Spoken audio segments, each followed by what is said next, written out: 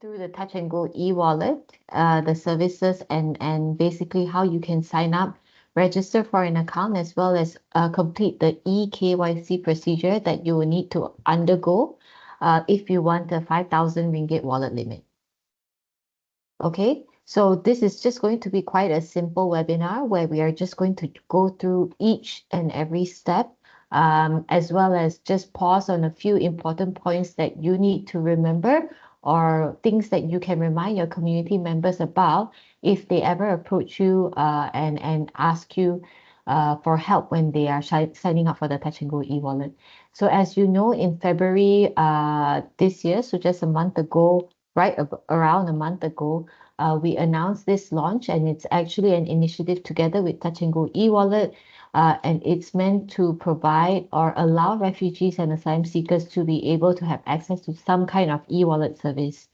Now, we all know that it's been quite difficult all this while for refugees and asylum seekers holding UNHCR documents to have access to any kind of financial services.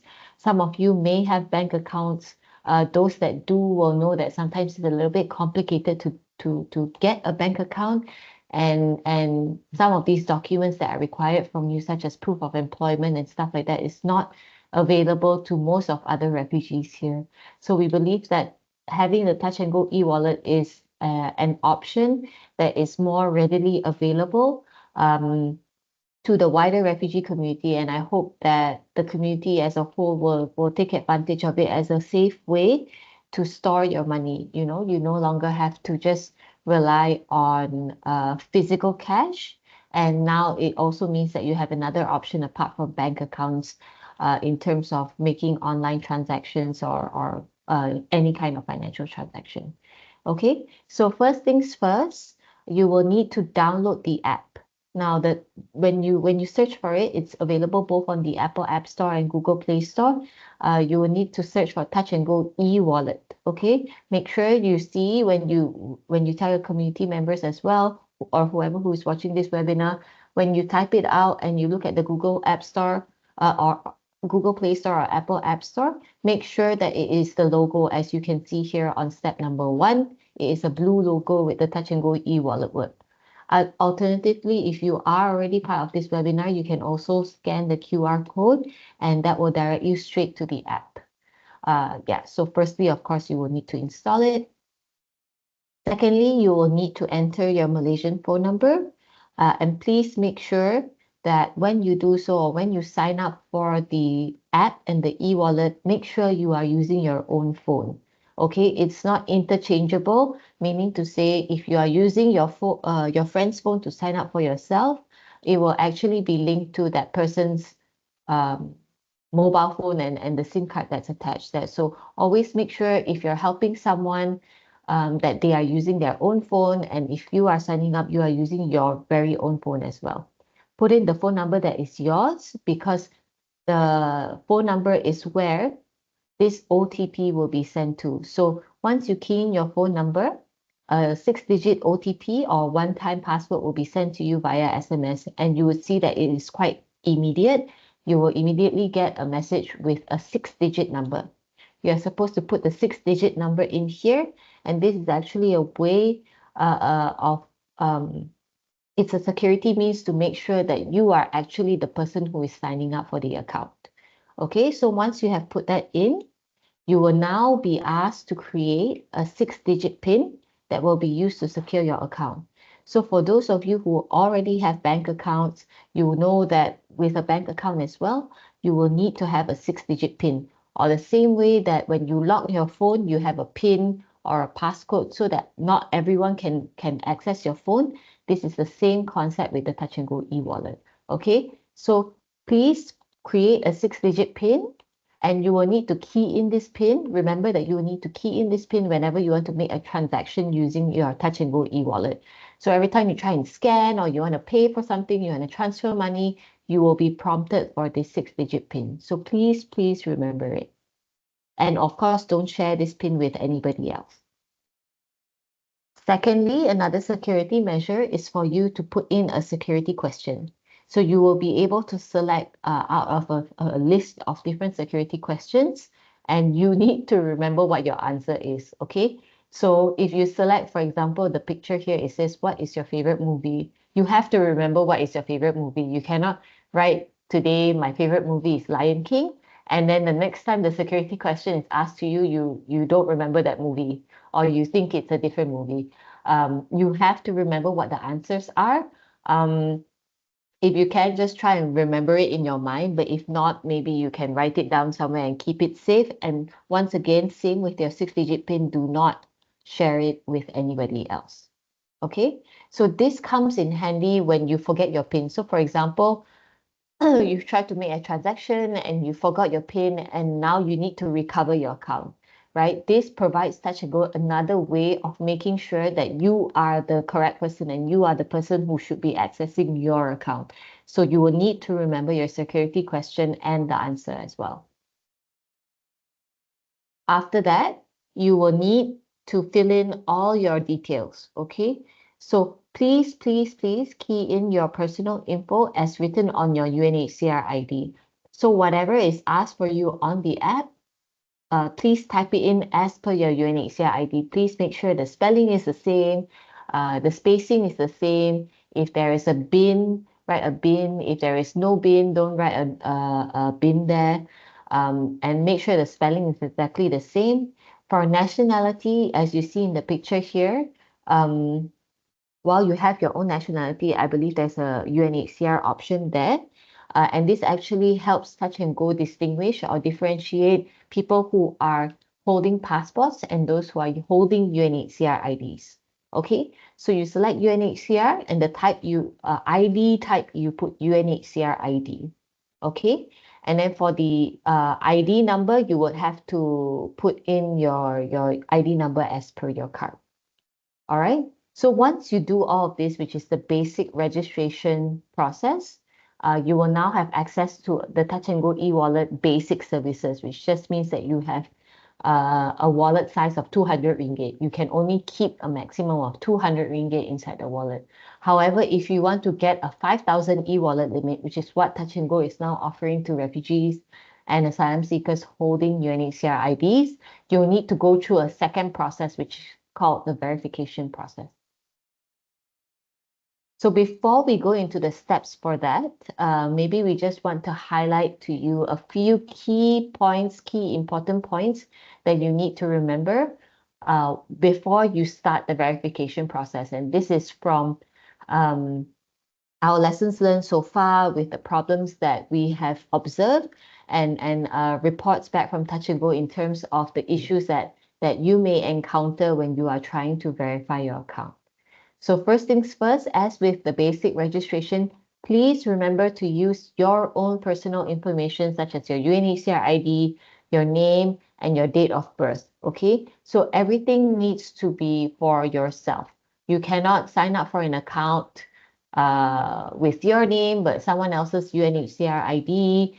You shouldn't use someone else's email address because that is also a way for Touch and Go to get in contact with you. So if you're giving someone else's contact details, someone else's phone number, someone else's email, then Touch and Go won't actually be able to get in touch with you. They will in fact get in touch with that person whose details you gave, which is not very secure for an e-wallet. The same way how you wouldn't let someone else hold your physical wallet, you shouldn't have allow someone to also have access to your e-wallet. All right.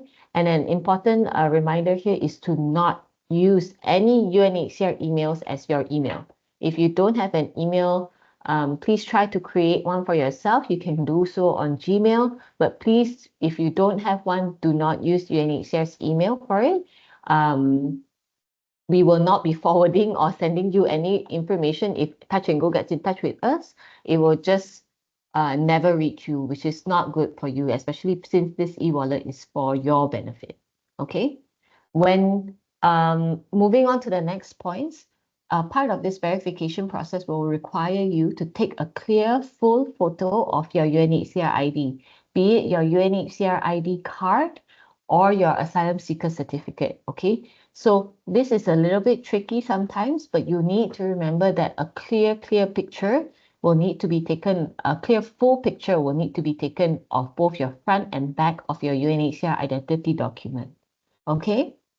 You will also be asked to fill in your address, and this will need to be a specific address as well. We will go into this a little bit more in detail later about how you should write your address in the app. And lastly, you will also be required to take a selfie of yourself for verification purposes because they will need to compare the face with the face that is on the UNHCR ID. Okay, so with this as well, we will go into further detail later. Lastly, another important thing to note is that same with bank accounts, you will need a UNHCR identity document with at least 6 months validity in order to verify your account. So if your document is about to expire, it's less than six months, for example, today is 11th of March, and your document is going to expire 11th of May or 11th of June, that is less than 6 months. Okay, even if it's on the dot, 6 months from now, 11th of September, you shouldn't. I mean, even if you try to sign up, it will be rejected. Okay, and this is basically a regulation that any kind of identity document needs to have at least 6 months validity. So for those who are less than that, I would advise that you wait until you get your document renewed. Once your document is renewed, then you can attempt the verification process. So first things first, any of you now, if you have the Touch and Go app already installed, you've registered for it, but you haven't verified your profile, this is what you have to do.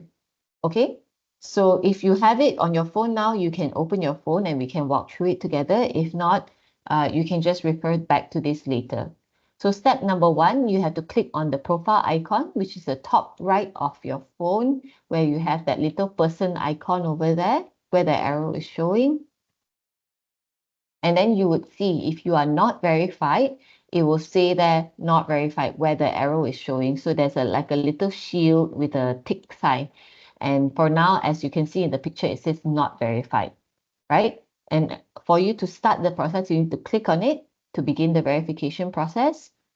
Okay, tap on not verified and then verify account. And then after that, you will begin the whole process. So you need to select nationality non-Malaysian. They will ask you whether you are Malaysian or non-Malaysian. Please select non-Malaysian. And then they ask, do you have a UNHCR ID? Please select yes. Select the type of UNHCR ID you are holding. And please note that only UNHCR ID cards and UNHCR asylum seeker certificates are accepted. So once again, please do not try to sign up using your community cards. It is not a form of identity document that Touch and Go accepts. So if you try to do that, it will just be rejected. And unfortunately, like I mentioned earlier, only those with UNHCR documents will have access or will be able to access the Touch and Go eWallet with 5,000 ringgit wallet ceiling. So please remember that it's only UNHCR ID cards ID documents, both certificates and cards that will be accepted. Do not even send the Refugee Malaysia registration appointment copy. That's actually not an official identity document from UNHCR. If you try that, it will also be rejected. Okay. Now, this is the part that we have heard from Touch and Go as a key issue as to why many verification attempts have been rejected. We have also heard from communities for quite some time now that, you know, you've tried to verify or you've tried to go through the process many times and you keep getting rejected. We're going to go through a few key areas that we've observed and we've received reports from Touch and Go that is a key reason why account verification requests have been rejected. Okay. So when you take a picture of your UNHCR ID, remember how we said earlier, firstly, it needs to be a full picture, meaning to say we can see all four corners of the card. Okay. Don't just focus on the QR code. We need to see the full card. Okay. So once you have that, then you need to look and make sure that everything, all the details on the card is legible. Okay. That means visible, that we can see it. So you see the examples here where there's a red circle and these are one of the reasons why it's rejected, is because sometimes you're trying to take a picture, you're standing under a light, and there's a glare from the light that makes it very difficult to see the details. Because Touch and Go wants to compare the details that are written on the card. If the details on the card are not cannot be seen, then they cannot complete the process. So please make sure that it is very clear. If you look to the right of the slide, what is accepted, the example is over there. So you can see the top one, the photo is very clear, like the face can be seen clearly, the UNHCR number can be seen clearly, the name, date of birth, everything can be seen clearly. I know you will need to try and figure it out a bit because the card has the holographic details on it, so it's very easy to get a glare on it. So you just need to move it and find a way to capture the photo without any glare. And secondly, for the back of the card, please make sure that the full card is legible and not just the QR code. Okay? For so once you've taken picture of both, so it's the same with the asylum seeker certificate as well. Even though it seems like it's very big, please make sure you take a picture of the whole A4 size of your asylum seeker certificate, not just the small part of it, right? So you will have to hold your phone up higher to make sure that the whole asylum seeker certificate front and back is within frame. Once you're done, you have to click upload ID card or upload letter, and then submit. And then you'll be asked to submit your selfie. So like I said earlier, this is so that they can compare your face with the face or the photo that is on your UNHCR ID. So again, this is why it's very important that your UNHCR, the picture that you take of your UNHCR ID is very clear, and this selfie also needs to be very clear of your face. Okay, so you will see that there will be a little circle around the camera function that will tell you or prompt you to blink your eyes or look up and down so that they can capture fully your face. These are some examples of things you should not do. Okay, so firstly, don't close your eyes. We have to see you fully with your eyes open. Don't wear a mask because it covers all your facial features and we won't be able to compare it. Please make sure your whole face is in the picture. Don't just take a picture of your hair or your chin or a close-up of your eyes. It has to be your full face. And lastly, please don't take a selfie with someone else. It's not a group selfie. This is meant for us to really take a look at your face. So it's not a time for like a friend selfie, okay? So make sure that you are the only person in the frame. If there's someone in the background, please just make sure that your background is empty without another person there. Okay? Unclear photos will cause your verification to be rejected. This is an example of what you need to do. I know this is an ID photo, but this is roughly when that circle comes up in your phone. Make sure that this part of your body, the upper part, at least to your neck, your whole head is filled, is within the circle of the verification process. After you've done that, you will need to fill in all your information once again as per your UNHCR ID. So this is another thing that we need to stress to everyone. Please make sure that you fill in your name, your ID details as per your UNHCR ID.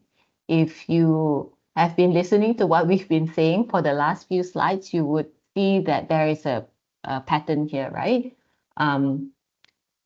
Your information needs to match your UNHCR ID.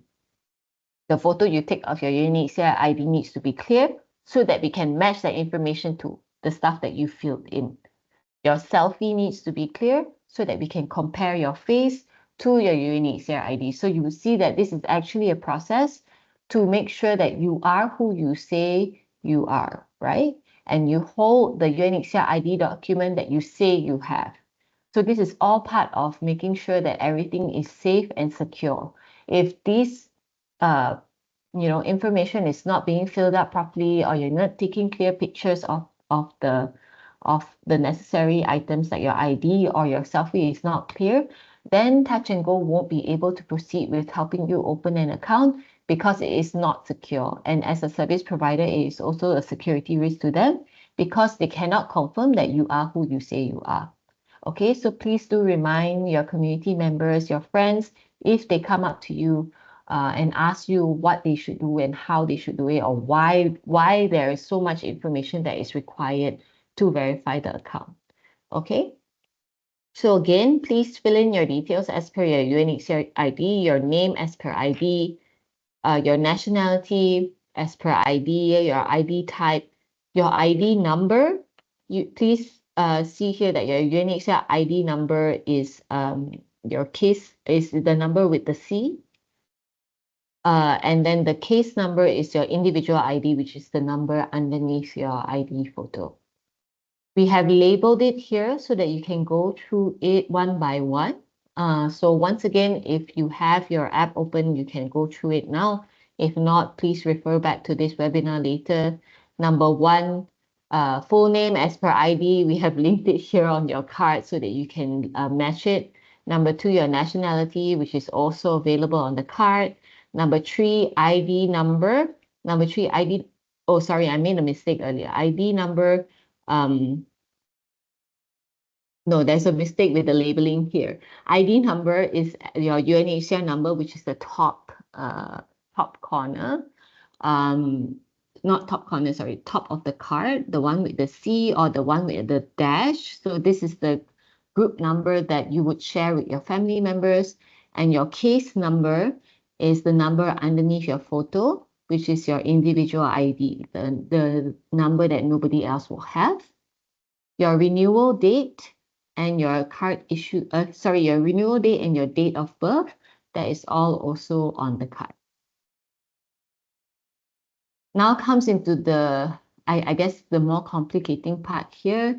You will also be asked to provide additional details in terms of your occupation. Okay, so your occupation here, you will need to write what kind of work you are currently working in. I believe there's many options that it can get a bit confusing, but if you work in a shop, you're helping to sell things, you can write sales. I think there's a sales option there. If you're working as like a carpenter or a mechanic, I think it's also under trade or services. So you will be able to find your job there. If you are unable to find your specific job title or job role, please find something that is the best suited to describe your job. And then you will need to put in your address, number 8. Okay, so this is actually one of the key reasons why a lot of verification requests have been rejected, because people are not writing their addresses as per what is required. Okay, so for example, I stay in Sungai Buloh, right? But many people stay in Sungai Buloh, so I cannot write my address as Sungai Buloh, and a postcode, right? Because that doesn't actually mean that someone will be able to send me mail. If you are looking to get the Visa card that comes with the eWallet, how is the postman going to send you your Visa card if there's no specific house number, there's no unit number, there's no condo name or street name? The delivery guy will not be able to find you, right? So that's why it's very important for you to have the exact address of where you stay written in the address. If you need any guides for this, please do check your utility bills, the TNB bills or the water bills that are sent to your unit or your house.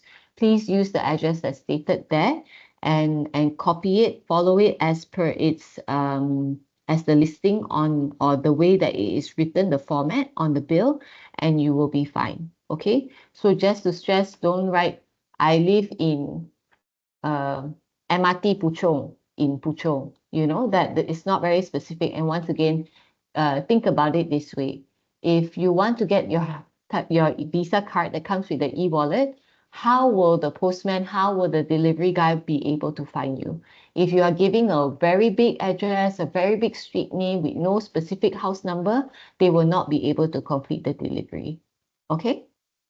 After that, you will also be asked a little bit more additional information, which is on the reason for you opening the eWallet account. You can write there that it's you're opening it to save money. I can't remember all the options, but there are different options there for whether you are using it for savings or to receive your salary, and just pick the one that matches why you are opening the account most. Once you're done with all of that, you can submit it, and you will see this window pop up verifying your account. It will take roughly around 5 days plus ish to verify your account, and it really depends on how clear and how accurate the details you've put in are. Okay, so if your photo is clear, your selfie is clear, your UNHCR ID is clear, all the details are matched up, then your verification will be quite quick, and you will be informed of it within that 5-day period. However, if there is one or more issues with your verification attempt, I think when you check back, it will say that your verification attempt has failed, and it will prompt you to try again. Okay, so if any of you are in that situation now, please do check back. Maybe go through this webinar once more, try and figure out what it is that you completed wrongly. Maybe there was a typo when you spelled out your name. Maybe you didn't put in your date of birth or your card issued date. Any of this information do not match exactly with the UNHCR ID. Maybe your selfie wasn't clear, or maybe the picture that you took of your UNHCR ID was not clear. Okay, so if you're trying for the second time or third time or how many times already, maybe just use this webinar as a guide, and make sure that everything that you've done is as per your UNHCR ID and as per this guide. Okay, so now we're going to go into how to actually use the eWallet. So assuming that you have now passed everything, your account is verified, you have a 5,000 ringgit eWallet limit, we're going to take you through a few key things in order to make sure that you know how to meaningfully use your eWallet. Okay, so first things first, how do you put money into your eWallet, right? If you are, for example, receiving salary from your employer, they can scan your QR code. You can even give them your account number and they can transfer money to you. But if, let's say, you have some cash with you and you want to put that money into your eWallet, how do you do it? Okay, so what you need to do is to purchase a reload pin. So the same way how if you have a prepaid phone, prepaid SIM card, you need to go to KKMart or 7-Eleven to buy a top-up pin. It's the same thing that you have to do for your Touch 'n Go eWallet. Okay, so first things first, you have to click Add Money, which is on your home page. When you open your app, this is the page that you will see. Please select Add Money. Go to eWallet balance. So that means you're putting money into your eWallet balance. And then you have to select Reload Pin. Okay, so reload pin, once again, is the same like how if you buy a top-up pin from 7-Eleven or KKMart or whatever for your mobile phone top-up. And then you key in the reload pin number, and then you put and then tap on reload now. So these are some of the places that you can buy a Touch 'n Go eWallet reload pin. Okay, so 7-Eleven, 99 Speed Mart, Caring Pharmacy, KKMart, Shell, as well as Watsons. So when you go there and buy, please make sure that you say you want a Touch 'n Go eWallet pin. Okay, as you can see here on the photo, it's quite clear. And then once you select that, you need to state what the reload pin is being used for. Are you going to use it for payments at shops, meaning to say the money is going to be in your account and you are the one that's going to use it. You're going to use it to buy your bread, buy your groceries. When you go to a clinic, you're using your Touch 'n Go eWallet to pay. Then it will be payments to shops, right?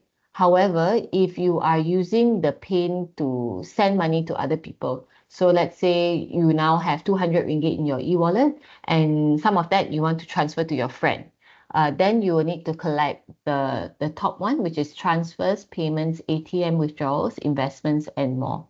Okay, so this means that the amount that you top up will now be able to, you will now be able to transfer it to someone else. If you pick the other option, you will not be able to do so. You can only make payments to shops.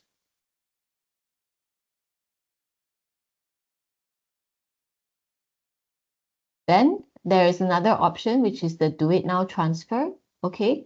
So once you have verified or you can see in the picture here, there will be a do it now little icon there. So the icon looks like a tear, well, not a teardrop, but a little circle with a small dot inside, and there will be a number there. So let's say someone wants to transfer you money and they say, okay, how can I transfer money to you? You can provide them with your Do It Now ID. All you need to do is select that little square icon right next to the account number, and that automatically copies the account number. And then you can send that to your friend, to your boss, and say, boss, now you can transfer money to me using this Do It Now account. This means that whoever who transfers money to you can use their own mobile banking app, Maybank, CIMB, whatever it is, and key in this Do It Now account number and they can transfer you money.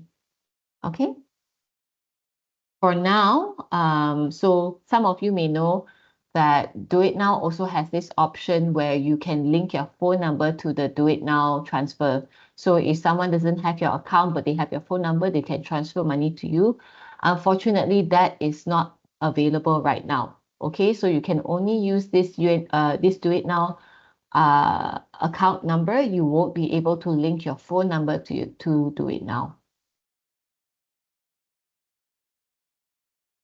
Now, just a few reminders again about safety and security of your e-wallet. Like we mentioned way earlier, do not let anyone use your account to send and receive money. If your friend wants an account, please help them to sign up for themselves. Do not help them keep money in your account. Or if someone random whom you don't know is not your friend, ask if they can use your account, please do not let them use it. Okay? Your account is meant for you and you need to keep it for yourself. Keep it secure for yourself. Do not share your PIN with anybody else. Okay? For your accounts now, you can only make local transfers, meaning to say you cannot send money outside of the country. But either way, if you are suspicious, if someone asks you to transfer money and you don't know who they are, or you're not sure what they're going to use that money for, please do not engage with that as well. Do not help someone else open an account. Like I said earlier, your phone is meant for you. If you download the app on your phone, it should be your e-wallet, okay? Don't open an account and use it under someone else's name. If someone says, hey, can you open, but write your name, but I'll put money inside, something like that, please don't engage with that. Once again, your account is for you. You should be the only one accessing the account, okay? Because all in all, as you know, this is a very, very new project. So it's something that Touch and Go is also very closely monitoring. So users with suspicious activity on their e-wallet, because they will be able to track and see whether, like, oh, why is it so funny that this person is withdrawing money, topping up money and then sending it to someone, topping up money and sending to someone. It looks a bit suspicious. You know, they have a few rules or types of activity that they categorize as suspicious. Same with banks. I think those of you who have bank accounts know if, for example, you suddenly deposit a large amount of money, banks can categorize that as suspicious activity and they can freeze or lock you out of your e-wallet and you won't even have access to anything that you've stored inside. So really, this is all for your safety, your security, and your ability to continue to use your e-wallet properly. All right. I think this is almost reaching the last few slides that we have. Once again, maybe our key takeaways is for you to please look back at this webinar and go through step by step what you need to fill in and do it properly, because this is one of the key reasons why, again, many people are failing their eKYC attempts. There is also the digital handbook. The digital handbook that is available on the Refugee Malaysia website. I believe it's available in all languages, almost all languages already. And so you can just go to our website and download this and share this. Okay. This is what the Refugee Malaysia website looks like. The page, just go to support. So you go to, when you type in Refugee Malaysia, go to support, scroll all the way down, and you'll be able to find the page on Touch and Go eWallet. And one option for those who are coming to the office for registration or for document renewal, please note that there is actually also a counter open in the reception center. So if, for example, you have an upcoming appointment and your document is going to be renewed soon, and you need help or you want them, Touch and Go staff, to guide you through the process, you will be able to do so. You will see that there is one counter in the staging area, but as you leave as well, there will be Touch and Go staff stationed there. They are wearing Touch and Go shirts. So just approach them and say, hey, I need help. Some of you who have questions about your account, maybe it's been pending verification for a very long time and it's still not resolved yet. You can also ask them, because they will be able to assist you with that. But please remember that this is only available for those who are coming to the reception center with existing appointments. So you cannot walk in just to ask about Touch and Go. You have to already be here for another UNHCR appointment, like registration, document renewal, etc. Okay. Now, some frequently asked questions. Once again, I think we've gone through this before, but maybe just to reiterate it one more time. My UNHCR document is going to expire soon. Can I register and verify my Touch and Go eWallet? So you will have to wait until your document is renewed to register and verify your Touch and Go eWallet. If, for example, you register or you downloaded the app when you still had more than 6 months, but then when you started the verification process, your ID validity was already less than 6 months, then it will be pending, okay, or it will be rejected.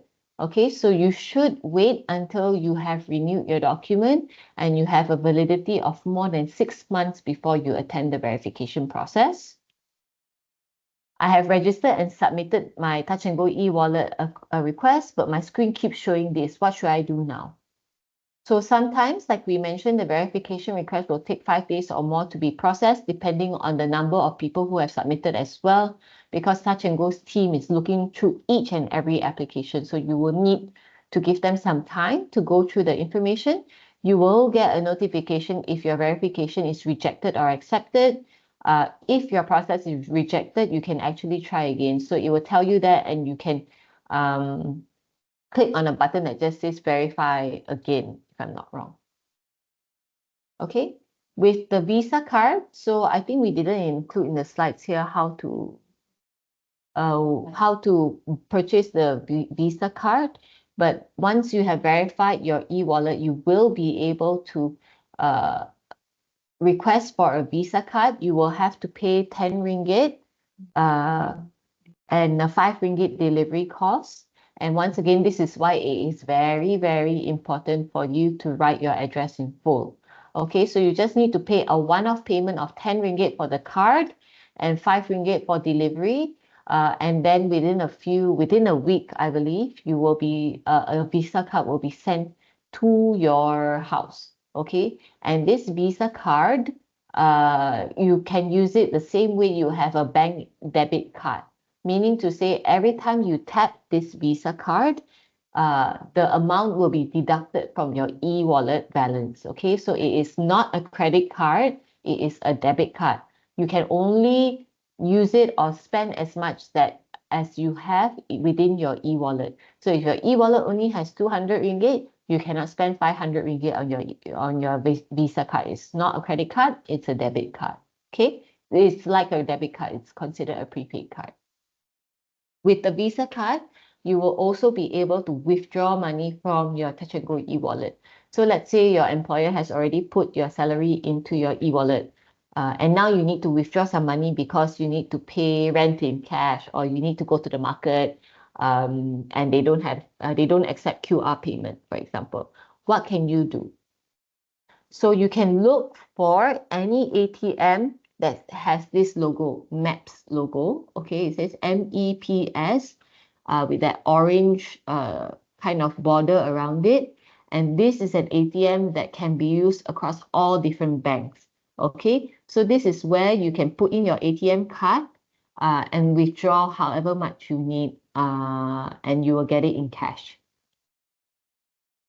Or alternatively, you can just see any ATM that has the Visa sign, this blue Visa word. If the Visa word is there, then you can also use the ATM to withdraw. And then another point of confusion is if the Visa card, which you can see here, this very nice looking card with very, very colorful card, is it the same as the touch and go card that I use for public transport, for train and for bus? So no, it's not. The touch and go e-wallet card or the touch and go e-wallet Visa card is very much different. Like I said, it is considered a prepaid card. And is linked to your e-wallet. So you can already see the difference in the two pictures here. The Visa card, you can see there's the Visa word. There's also that little chip there, right? That is more similar to a bank card than it is to the touch and go card. If you have your touch and go card, that is meant for train and bus only. Okay, so you cannot try and use your touch and go card the same way you use your Visa card, and you cannot use the Visa card to also go on the train. It's two separate things. And just to say that the NFC option, there's also one more touch and go card, the pretty pink color card, is also different. It's that one is similar to a touch and go card and is not the Visa prepaid card. Okay, so basically all you need to remember is the Visa card looks like this. There's only one kind. This one with the chip with the green, blue, yellow colors on it. Everything else is a touch and go card that can be used for your train and your public transport or your parking or whatever. It's not the same as a Visa card. Okay. I know some of you have also registered for the eWallet app before using your passport, but now you want to change to the UNHCR ID. How can you do that? Unfortunately, at this moment, the features on the app to change your form of identification from passport to UNHCR ID is still not available. It's something that the Touch and Go team is looking into, and we will notify you once that's available. Please understand this because it's not very common for people to change their it's not very common for people to change their ID type, right? So if you have an IC, Malaysian IC, you will forever have a Malaysian IC. You wouldn't change it to a passport, or very, very rarely you would. We understand that that's not the same with refugees. You didn't make that decision to change it. It was out of necessity, but it's something that is quite unfamiliar to the Touch and Go team. So please do be patient with us. Right now, you will not be able to make that change, but we will notify you once this is available.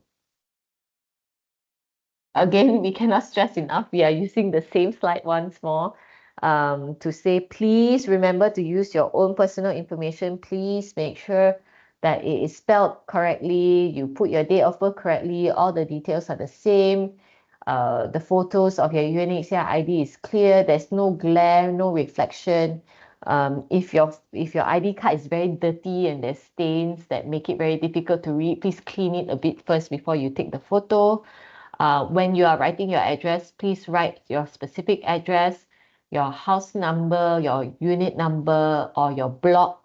If you're living in a condo, is it block A, block B, what block it is, your street number, as well as the taman, the housing area that you're staying in, and then only the postcode.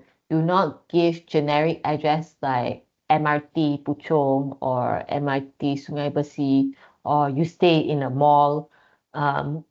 We understand that you may work in certain areas but it actually is very unusual for the team to accept addresses like that.